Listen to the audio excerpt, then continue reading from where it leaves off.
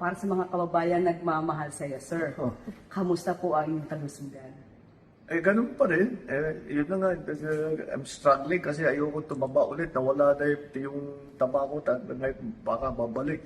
So that's what I'm taking care of. But I want to magpapasalamat naman ako sa mga nag-aalala sa akin. Huwag niyo pong masyadong siniseryoso. Alam mo naman ang social media, palabiro yan eh. At wala po tayong problema. I'm back to my regular exercise. I've been back to my regular routine for the last 3 months na ito na patuloy lang yung aking ginagawa.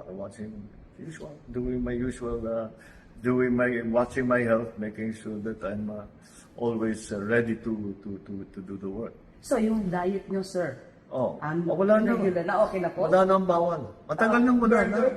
burger. More than 1 month na akong walang bawal. Actually, wala naman talagang bawal. Marami lang suggestion na iwasan mo itong ganito, iwasan mo yung masyadong mantikain. Pero wala na yun. Hindi ko na masyadong iniisip na yun.